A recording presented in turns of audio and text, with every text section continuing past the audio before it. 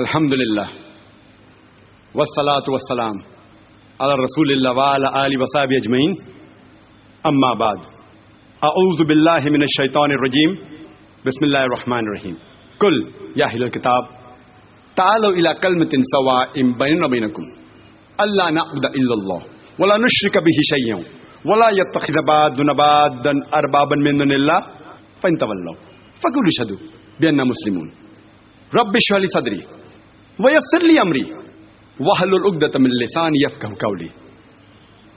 আমার শ্রদ্ধেয় শ্রী শ্রী রবিশঙ্কর, আমার গুরুজনেরা এবং আমার প্রিয় ভাই বোনেরা, সবাইকে স্বাগত জানাই ইসলামী নিয়মে।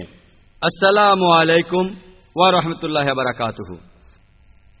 আপনাদের সবার উপর সর্বশক্তিমান আল্লাহর শান্তি, দয়া আর অনুগ্রহ বর্ষিত হোক।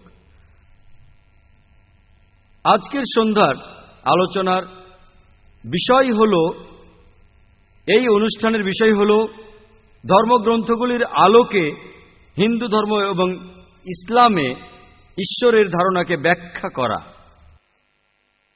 আমি আমার কথার শুরুতে পবিত্র কোরআনের একটি আয়াতের উদ্ধৃতি দিয়েছিলাম। পবিত্র কোরআনে সূরা আল ইমরানের ৬৪ নম্বর আয়াতে উল্লেখ আছে যে, কুল ইয়া আহলাল কিতাব, বলো হে কিতাবের অনুসারীগণ, তাআলু ইলা কালিমাতিন সাওয়াইন বাইনানা ওয়া বাইনাকুম, সেই কথাই এসো যাহা আমাদের এবং তোমাদের মধ্যে এক। প্রথম সাদৃশ্যটা কি? আল্লা না'বুদা ইল্লাল্লাহ, যে আমরা আল্লাহ ব্যতীত কাহারও ইবাদত করি না, ওয়া লা নুশরিকা বিহি শাইয়্যান, কোনো কিছুকে তাহার সহিত শরীক করি না, ওয়া লা ইয়াত্তাখিযা বা'দুনা বা'দান আরবাবান মিন দুনিল্লাহ, আমরা কেহ কাহাকেও আল্লাহ ব্যতীত রব হিসেবে গ্রহণ করি না। ফাইন তাওয়াল্লাউ, যদি তারা অমান্য করে, ফাকুলু আশহাদু, তোমরা সাক্ষী থাকো বিআন্না মুসলিমুন, আমরা মুসলমানরা আল্লাহর কাছে আমাদের ইচ্ছাকে সমর্পণ করি। পবিত্র কোরআনের এই আয়াত যদিও বলছে আহলে কিতাবের কথা, ইহুদি ও খ্রিস্টানেরা, এটা দিয়ে আসলে বিভিন্ন ধরনের মানুষকে বোঝানো হয়েছে। তাআলু ইলা কালিমাতিন সাওয়াইন বাইনানা ওয়া বাইনাকুম, সেই কথাই এসো যাহা আমাদের এবং তোমাদের মধ্যে এক। প্রথম সাদৃশ্য কি? লা না'বুদা ইল্লাল্লাহ, আমরা আল্লাহ ছাড়া কাহারও ইবাদত করি না, ওয়া লা নুশরিকা বিহি শাইয়্যান, কোনো কিছুতে তাহার শরীক করি না। এটা কোনোভাবেই ঠিক হবে না যদি আপনি কোনো ধর্মকে অথবা অন্য কোনো ধর্মের ঈশ্বরকে বুঝতে চান সেই ধর্মের অনুসারীদের দেখে। কারণ প্রায় দেখা যায় যে সেই ধর্মের অনুসারীরা তারাই হয়তো তাদের ধর্ম সম্পর্কে কিছুই জানে না অথবা তাদের ঈশ্বর সম্পর্কেও জানে না। এটাও ঠিক হবে না যদি আপনি সেই ধর্মের অনুসারীদের রীতিনীতি, আচার অনুষ্ঠান পর্যবেক্ষণ করেন, কারণ অনেক রীতিনীতি, আচার অনুষ্ঠানই সেই ধর্মের অংশ নাও হতে পারে। আর তাই আপনি যদি কোনো ধর্ম সম্পর্কে জানতে চান অথবা সেই ধর্মের ঈশ্বর সম্পর্কে জানতে চান, তাহলে দেখুন সেই ধর্মের পবিত্র গ্রন্থগুলিতে ধর্ম সম্পর্কে অথবা সেই ধর্মের ঈশ্বর সম্পর্কে কি বলা হয়েছে। ধর্মগ্রন্থগুলির আলোকে হিন্দু ধর্ম এবং ইসলামে ঈশ্বরের ধারণা নিয়ে আলোচনা করার আগে আসুন বোঝার চেষ্টা করি হিন্দুইজম এবং ইসলাম এই দুটি শব্দ দিয়ে কি বোঝায়। হিন্দু শব্দটার একটি ভৌগোলিক বিশেষত্ব রয়েছে এবং এই শব্দটা দিয়ে বোঝানো হয়েছে তাদের যারা সিন্ধু নদের ওপারে বাস করে অথবা যে মানুষগুলো সিন্ধু নদের অববাহিকায় বসবাস করে। বেশিরভাগ ঐতিহাসিকরাই বলেন যে এই হিন্দু শব্দটা প্রথমবার ব্যবহার করেছিল আরবরা। কেউ কেউ বলেন যে শব্দটা প্রথম ব্যবহার করেছিল পার্সিয়ানরা, যারা ইন্ডিয়ায় এসেছিল হিমালয়ের উত্তর পশ্চিম দিক থেকে। এনসাইক্লোপিডিয়া অব রিলিজিয়ন অ্যান্ড এথিক্সের 6 নম্বর ভলিউমের 699 নম্বর রেফারেন্স অনুযায়ী মুসলমানরা ইন্ডিয়ায় আসার আগে হিন্দু শব্দটা ইন্ডিয়ার কোনো সাহিত্যে কখনোই ব্যবহার করা হয়নি। আর পণ্ডিত জওহরলাল নেহরুর মতে, তিনি তার বই দ্য ডিসকভারি অফ ইন্ডিয়াতে লিখেছেন 74 এবং 75 নম্বর পৃষ্ঠায় যে এই হিন্দু শব্দটা প্রথমবার ব্যবহার করা হয়েছিল 8ম শতাব্দীতে তান্ত্রিকদের বোঝানোর জন্য। আর এই শব্দটা দিয়ে বোঝানো হতো একদল মানুষকে, কোনো ধর্মকে বোঝানো হতো না। ধর্মের সাথে এই শব্দটা অনেক পরে যোগ হয়েছে, সে কথাই বলেছেন পণ্ডিত জওহরলাল নেহরু। হিন্দুইজম শব্দটা এসেছে হিন্দু শব্দ থেকে, আর এই শব্দটা প্রথম ব্যবহার করেছিল ইংরেজ লেখকরা সেই ১৯ শতকে। তারা ইন্ডিয়ার অধিবাসীদের ধর্মবিশ্বাসকে বোঝাতে এই শব্দটা ব্যবহার করেছিল। নিউ এনসাইক্লোপিডিয়া ব্রিটানিকার ২০ নম্বর ভলিউমের ৫৮১ নম্বর রেফারেন্স অনুযায়ী হিন্দুইজম শব্দটা প্রথম ব্যবহার করেছিল ব্রিটিশ লেখকরা, আর সেটা ১৮৩০ সালে ইন্ডিয়ার অধিবাসীদের ধর্মবিশ্বাসকে বোঝানোর জন্য, যারা খ্রিস্টান হয়েছে তারা বাদে। আর ঠিক এই কারণেই বেশিরভাগ হিন্দু পণ্ডিতরা বলেন যে হিন্দুইজম শব্দটা আসলে সঠিক নয়। সঠিক শব্দটা হবে সনাতন ধর্ম, চিরস্থায়ী ধর্ম অথবা বেদিক ধর্ম, অর্থাৎ বেদের ধর্ম। স্বামী বিবেকানন্দের মতে হিন্দুইজম শব্দটা আসলে সঠিক নয়। সঠিক শব্দটা হবে বেদান্তবাদী, অর্থাৎ বেদের অনুসারী। আসুন এবার বোঝার চেষ্টা করি ইসলাম শব্দটা দিয়ে কি বোঝায়। ইসলাম শব্দটার উৎপত্তি হয়েছে আরবি শব্দ সালাম থেকে, যার অর্থ শান্তি। এই শব্দটা আবার এসেছে আরবি শব্দ সিন থেকে, যার অর্থ নিজের ইচ্ছাকে আল্লাহর কাছে সমর্পণ করে দেওয়া। এক কথায় ইসলাম অর্থ নিজের ইচ্ছাকে আল্লাহর কাছে সমর্পণের মাধ্যমে শান্তি অর্জন করা। আর এই ইসলাম শব্দটার উল্লেখ রয়েছে পবিত্র কোরআনের বিভিন্ন জায়গায় এবং সহিহ হাদিসেও। যেমন উল্লেখ আছে পবিত্র কোরআনের সূরা আল ইমরানের ১৯ নম্বর আয়াতে এবং সূরা আল ইমরানের ৮৫ নম্বর আয়াতে।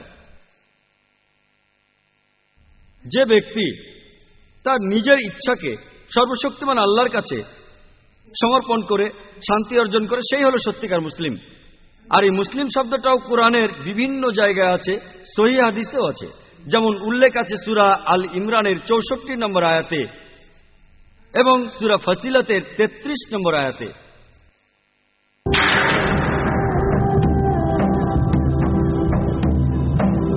একটা ভুল ধারণা প্রচলিত আছে যে ইসলাম একটা নতুন ধর্ম, যে ধর্মটা পৃথিবীতে এসেছে ১৪০০ বছর আগে, আর মহানবী মুহাম্মদ সাল্লাল্লাহু আলাইহি সাল্লাম হলেন এই ধর্মের প্রবর্তক।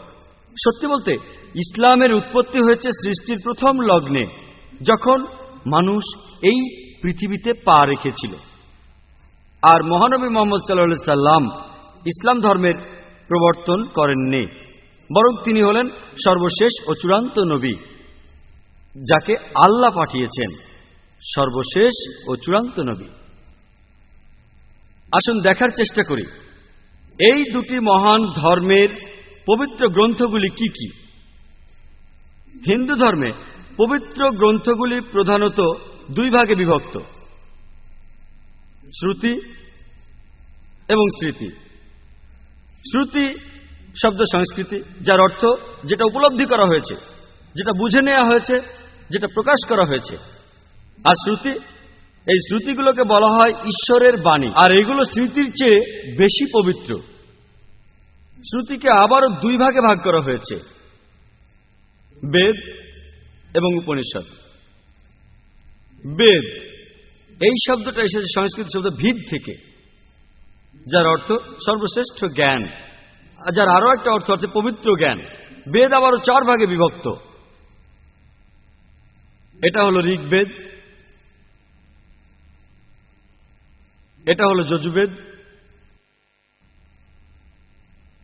এই হলো সামবেদ এবং এই হলো অথর্ববেদ। সব মিলিয়ে 4টি বেদ।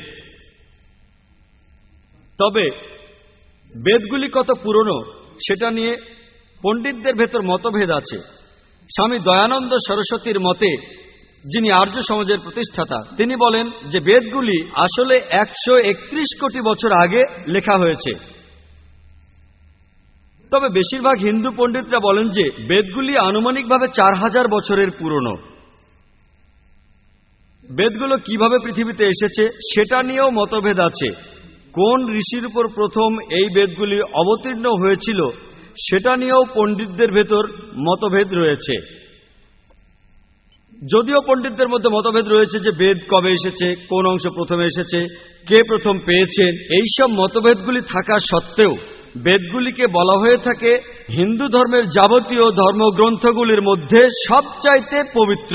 হিন্দু ধর্মের যাবতীয় গ্রন্থগুলির মধ্যে সবচাইতে পবিত্র। যদি অন্য কোনো হিন্দু ধর্মগ্রন্থের কথা বেদের সাথে না মেলে, সেক্ষেত্রে বেদকেই মানা হবে। এর পরের ধর্মগ্রন্থটি হল উপনিষদ। এটি হল উপনিষদ। উপনিষদ শব্দটা এসেছে সংস্কৃত থেকে। উপা অর্থাৎ কাছে, নি অর্থ নিচে, সদ অর্থ বসা, অর্থাৎ কাছাকাছি নিচে বসা। যখন ছাত্ররা গুরুর কাছে বসে জ্ঞান অর্জন করার চেষ্টা করে, সেটাকে বলে উপনিষদ। উপনিষদকে আরো বলা হয় জ্ঞান, যা অজ্ঞতা দূর করে। পৃথিবীতে 200-রও বেশি উপনিষদ আছে, তবে হিন্দু ধর্মের সংখ্যাটা বলা হয় 180। আর হিন্দু ধর্মের পণ্ডিতরা কিছু উপনিষদকে বলেছেন প্রধান উপনিষদ। রাধা কৃষ্ণন বেছে নিয়েছেন 18টি উপনিষদ, আর এই বই লিখেছেন প্রিন্সিপাল উপনিষদ। এর পরবর্তী স্তরের হিন্দু ধর্মগ্রন্থ হল স্মৃতি। স্মৃতি শব্দটার অর্থ মনে করা, এর অর্থ স্মরণ শক্তি। স্মৃতিগুলি শ্রুতির চাইতে কম পবিত্র। এগুলো সর্বশক্তিমান স্রষ্টার বাণী নয়, এগুলো লিখেছেন বিভিন্ন মুনি ঋষিরা আর বিভিন্ন মানুষ। এখানে আছে বিশ্বজগৎ সৃষ্টির রহস্য, কিভাবে মানুষ জীবন ধারণ করবে ব্যক্তিগত ক্ষেত্রে, সমষ্টিগত ক্ষেত্রে, সামাজিক ক্ষেত্রে। এটাকে আরো বলা হয়ে থাকে ধর্মশাস্ত্র। শ্রুতির বিভিন্ন প্রকারভেদ রয়েছে, যেমন রয়েছে পুরাণা। পুরাণা অর্থ প্রাচীন। মহর্ষি ব্যাসদেব তিনি পুরাণা লিখেছেন সর্বমোট 18টি খণ্ডে। এটি হলো একটি পুরাণা, যার নাম ভবিষ্য পুরাণা। এরপর আরো আছে ইতিহাস, মহাকাব্য, মোট 2টো মহাকাব্য, রামায়ণ আর মহাভারত। রামায়ণে বলা হয়েছে, বেশিরভাগ ইন্ডিয়ানই জানেন, শ্রী রামচন্দ্রের জীবন কাহিনী। আর মহাভারতে আছে আরেকটি কাহিনী, রাজত্ব নিয়ে পাণ্ডব ও কৌরবদের মধ্যে যুদ্ধ। এখানে আরো বলা হয়েছে শ্রীকৃষ্ণের কাহিনী। এই হলো 2টি মহাকাব্য। এরপর রয়েছে ভগবদ গীতা। ভগবদ গীতা মহাভারতেরই একটি অংশ। এর মোট 18টি পর্ব নিয়ে ভীষ্ম পর্ব থেকে 25 নম্বর অধ্যায় থেকে 42 অধ্যায় পর্যন্ত ভগবদ গীতা হল অর্জুনের উদ্দেশ্যে যুদ্ধের সময় কৃষ্ণের উপদেশ।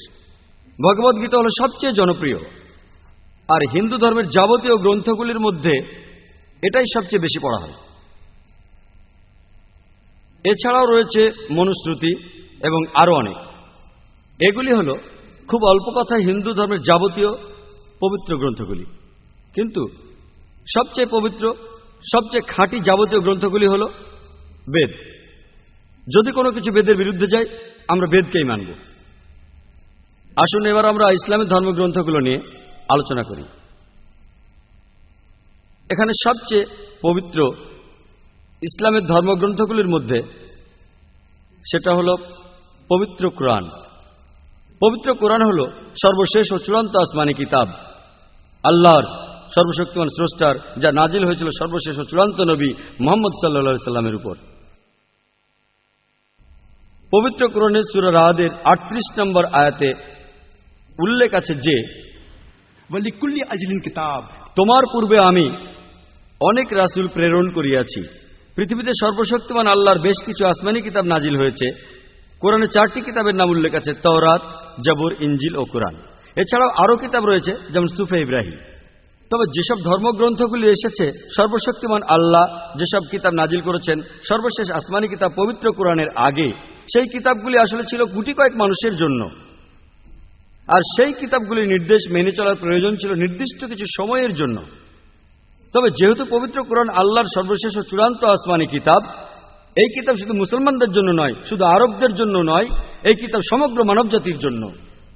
আল্লাহ পবিত্র কোরআনে সূরা ইব্রাহিমের 1 নম্বর আয়াতে বলেছেন যে अलिफ लाम रा আমি এই কিতাব অবতীর্ণ করিয়াছি মুহাম্মদ সাল্লাল্লাহু আলাইহি সাল্লামের উপর, যাতে তুমি মানব জাতিকে বাহির করিয়া আনিতে পারো অন্ধকার হইতে আলোকে।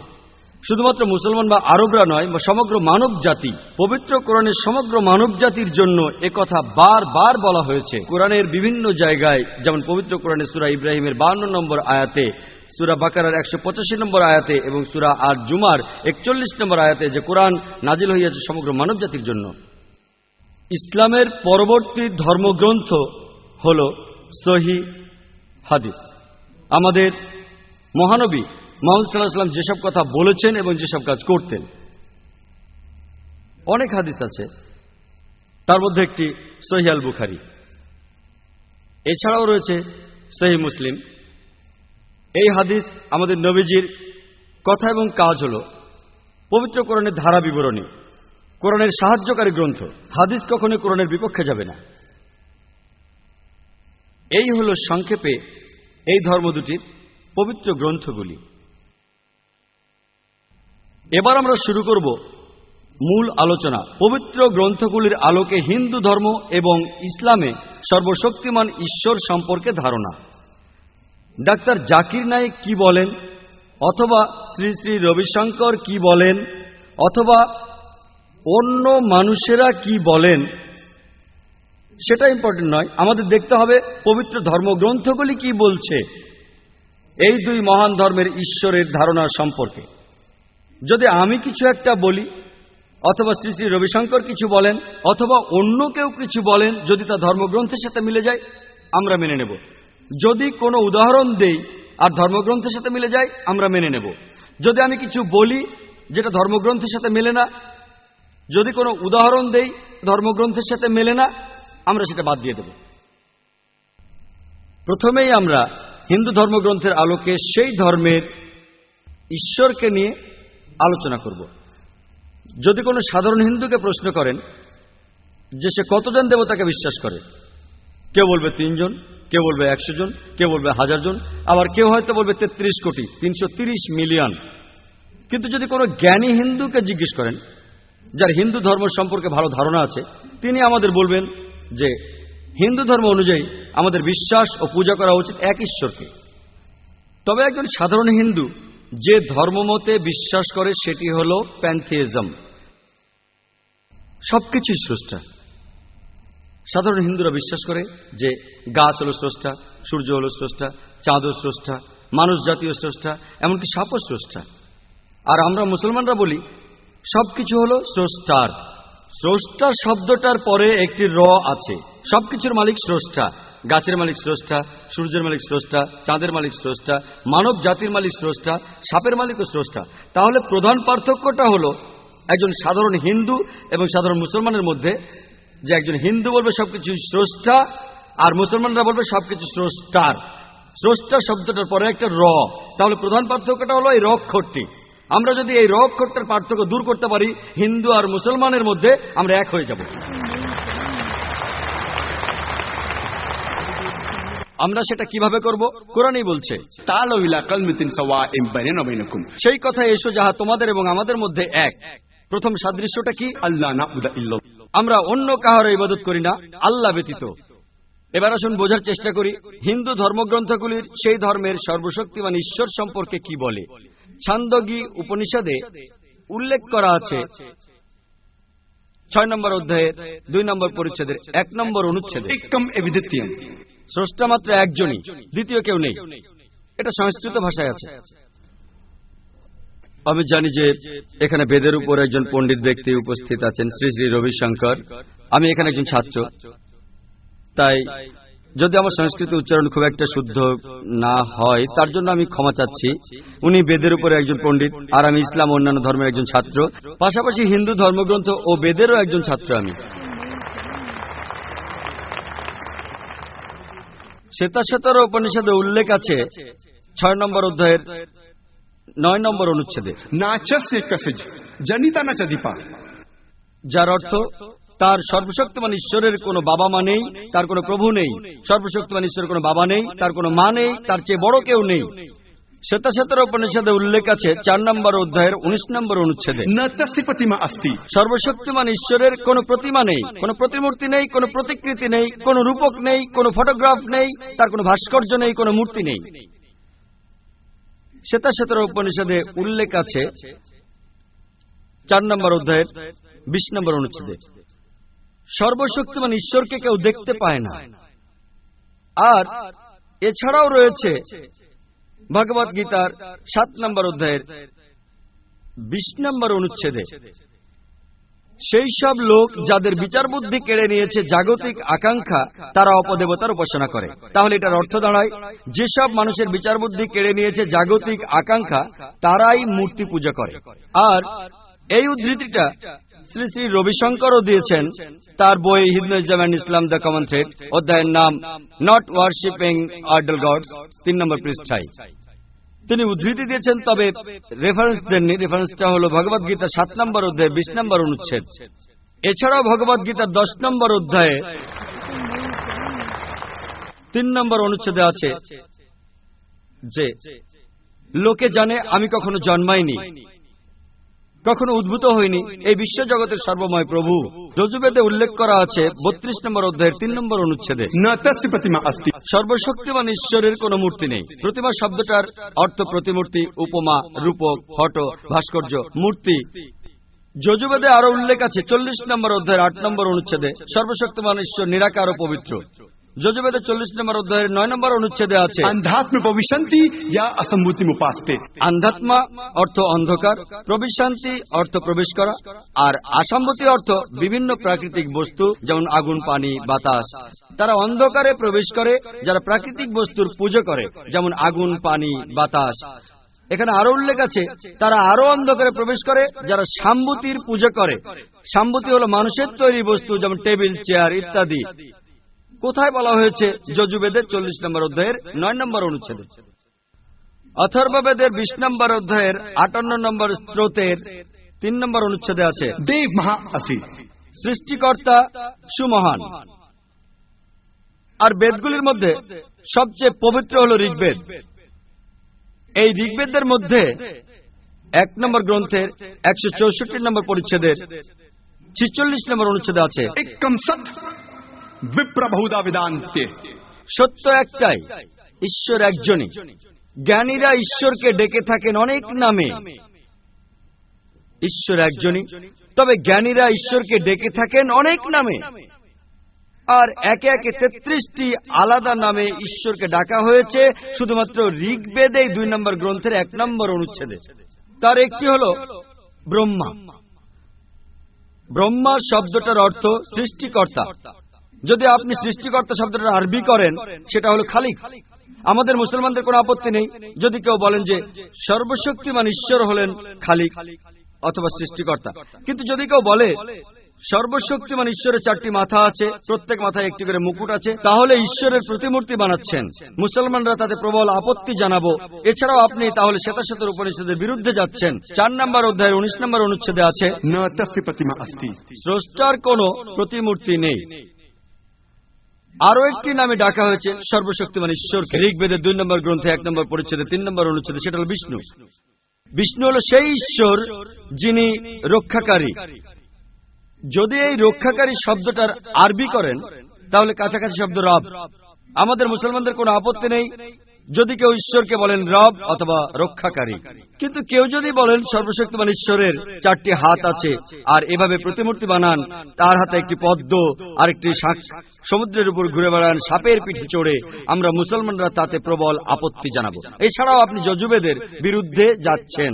32 নম্বর অধ্যায়ের 3 নম্বর অনুচ্ছেদে আছে न तस्य प्रतिमा अस्ति। সর্বশক্তিমান ঈশ্বরের কোনো প্রতিমূর্তি নেই, তার কোনো রূপক নেই, কোনো প্রতিকৃতি নেই, কোনো ছবি নেই, কোনো মূর্তি নেই, ভাস্কর্য নেই। এছাড়াও ঋগ্বেদে 8 নম্বর গ্রন্থে 1 নম্বর পরিচ্ছেদের 1 নম্বর অনুচ্ছেদে উল্লেখ করা আছে माच दनदी संसद। শুধুমাত্র তার উপাসনা করো, এক ঈশ্বরের, তাকেই বন্দনা করো। ঋগ্বেদের 6 নম্বর গ্রন্থে 45 নম্বর পরিচ্ছেদের 16 নম্বর অনুচ্ছেদে আছে या एकित मुष्टि ही। শুধুমাত্র তার বন্দনা করো, তার উপাসনা করো। আর ব্রহ্মসূত্র সেখানে বলা হচ্ছে एकम ब्रह्म देवत्या नास्ते। नहना नास्ते किंचन। भगवान एक ही है, दूसरा नहीं है, नहीं है, नहीं है, जरा भी नहीं है। ঈশ্বর মাত্র একজনই, দ্বিতীয় কেউ নেই, কেউ নেই, কেউ নেই, আর কখনো ছিলও না। তাহলে যদি হিন্দু ধর্মগ্রন্থগুলি পড়েন, সেই ধর্মগ্রন্থের আলোকে আপনারা হিন্দু ধর্মের ঈশ্বরকে বুঝতে পারবেন।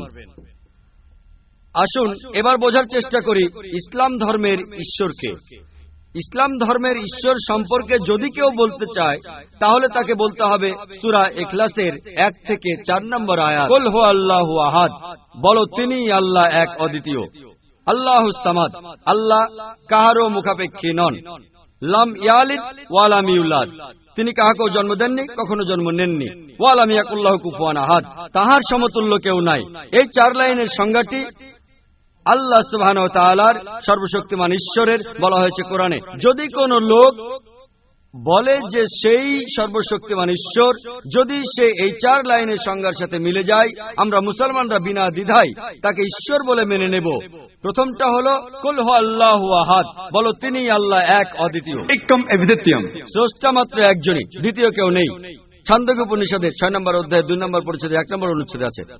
দ্বিতীয়টা হলো আল্লাহুস সামাদ, আল্লাহ কাহারও মুখাপেক্ষী নন। একই কথা আছে ভগবদ গীতা 10 নম্বর অধ্যায় 3 নম্বর অনুচ্ছেদে, লোকে জানে আমি কখনো জন্মাইনি, কখনো উদ্ভূত হইনি, কোন রকম শুরু ছাড়াই এই বিশ্বজগতের সর্বময় প্রভু। তৃতীয়টা হলো লাম ইয়ালিদ ওয়া লাম ইউলাদ, তিনি কাহাকেও জন্ম দেননি, কখনো জন্ম নেননি।